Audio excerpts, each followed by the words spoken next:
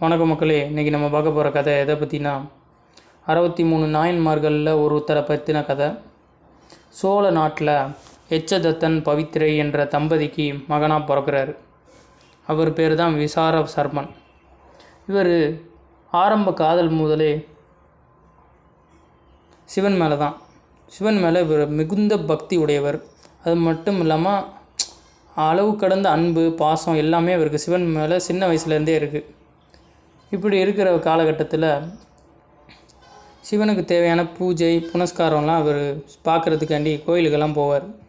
அப்படி இருக்கிறப்ப இவரோட ஒரு தொழில் என்னென்னா, இவர் இந்த விசார சர்மனுங்கிறவர் அடிக்கடி மாடுங்கள்லாம் மேய்ச்சலுக்கு கூட்டிகிட்டு போவார். மாடுங்களை மேய்ச்சலுக்கு கூட்டிகிட்டு போகிறது ஒரு வழக்கம். அப்போ பொழுதுபோக்காக அவர் அங்கே இருக்கிற களிமண்களில் சிவலிங்கத்தை செஞ்சு இந்த சிவலிங்கத்துக்கு அந்த மாட்டோட பாலை கறந்து அதை ஒரு ஜாடியில் எடுத்து சிவனுக்கு அபிஷேகம் செஞ்சு விளாடுவார். அது அவருக்கு ஒரு பொழுதுபோக்காகவும் இருந்துச்சு. சிவன் மேலே உள்ள பக்தி காதல்னால் அவர் அபிஷேகம் பண்ணிக்கிட்டு இருந்தார்.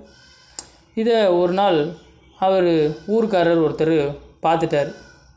பார்த்த உடனே அவர் என்ன பண்ணார், உடனே விசார சர்மனோட அப்பாவான எச்சதத்தன்ட்ட போய் சொல்கிறார், இந்த பாருங்கள், உங்கள் பையன் மாட்டோட பாலெல்லாம் வீணாக்குறாரு.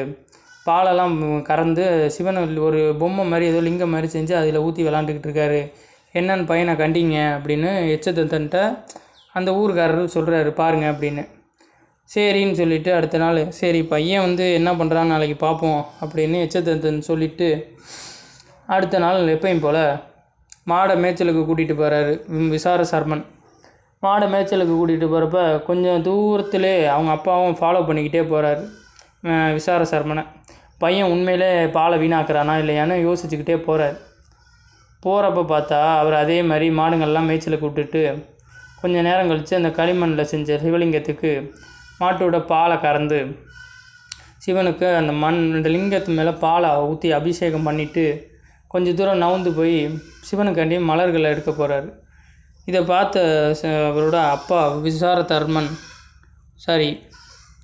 எச்சதத்தன் என்ன பண்ணுறாருன்னா, உடனே அந்த மரத்தில் பின்னாடி ஒளிஞ்சிருந்து பார்த்துக்கிட்டு இருந்தது இதெல்லாம் பார்த்துட்டாரு.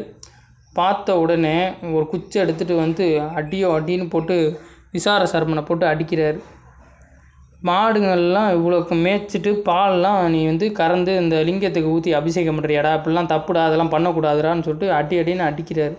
அடித்தது மட்டும் இல்லாமல் சிவலிங்கம் அங்கே இருக்குல்ல சிவலிங்கம், அந்த சிவலிங்கத்தை ஓடி போய் மெதுவாக போய் அப்படியே காலால் உதைக்கலான்னு போகிறார். இந்த லிங்கத்துக்கு தானடா நீ அபிஷேகம் பண்ணு உதைக்க போகிறாரு. அதான் ஆல்ரெடி நான் சொன்னேன்னே, சிவனுக்கு மேலே மிகுந்த பக்தி உடையவர், அன்பு மிக்கவர். யார்? விசார சர்மன். உடனே என்ன பண்ணுறாரு விசார சர்மன், அங்கே பக்கத்தில் கிடந்த தடி அல்லது குச்சின்னு சொல்லலாம் ஏதோ ஒன்று, அதை எடுத்து அவங்க அப்பா காலை தூக்கி தூரமாக அப்படி தூக்கி வீசுகிறாரு. அவங்க அப்பா காலை அடிக்கிற மாதிரி. திடீர்னு பார்த்தா அந்த தூக்கி வீசின குச்சி அப்படியே ஒரு பயங்கரமான கோடாலியாக மாதிரி அவங்க அப்பாவோட 2 காலையுமே துண்டாக வெட்டி வீசிருச்சு. வீசினோன்னே சிவபெருமான் அன்னை காமாட்சியோட அவன் அந்த நந்தி மேலே உட்காந்து வானத்தில் காட்சி கொடுக்குறாங்க. யாருக்கு? விசார சர்மனுக்கு. உடனே சொல்கிறாங்க, நீ இவ்வளோ பக்தி வாய்ந்தவனாகவும் இருக்க, என் மேலே உள்ள அன்புனால காதல்னால என்னை உங்கள் அப்பா உதய வந்தார், அப்போ உதய வராருன்னு சொல்லிட்டு என் மேலே உள்ள காதல்னால உங்கள் அப்பாவே எதிர்த்து நீ தடியால் தான் தூக்கி போட்ட, நானாக அதை கோடாலியாக மாற்றிட்டேன். உன்னோட இந்த மிகுந்த பக்தியையும் உண்மையான அன்பையும் காதலையும் உலகத்துக்கு நான் எடுத்துக்காட்ட தான் இந்த மாதிரி செஞ்சேன் விசார சர்மா.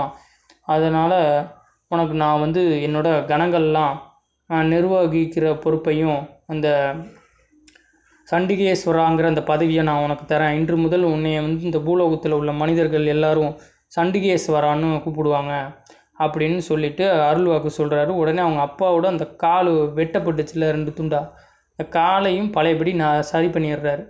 அவங்க அப்பாவும் புரிஞ்சுக்கிறாரு, உண்மையான பக்தி மனசுலேருந்து வரணும், அதுதான் அன்பே சிவங்கிறாங்க. அப்படி சொல்கிறப்ப இந்த மாதிரி நடக்குது. அவங்க அப்பாவும் பையனும் சிவத்தை புரிஞ்சுக்கிறாங்க.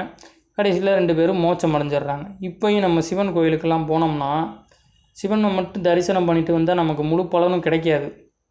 இதில் சண்டிகேஸ்வரர் பெருமானை பார்த்துட்டு வந்தால் தான் நமக்கு மொத்த பவருமே கிடைக்கும், மொத்த சக்தியும் ஆற்றலும் நல்ல எண்ணங்கள் நல்ல சிந்தனைகள் நல்ல நோக்கங்கள் அனைத்துமே கிடைக்கும். இது சண்டிகேஸ்வரரை பார்த்தா தான் நமக்கு மொத்த பலனுமே கிடைக்கும்.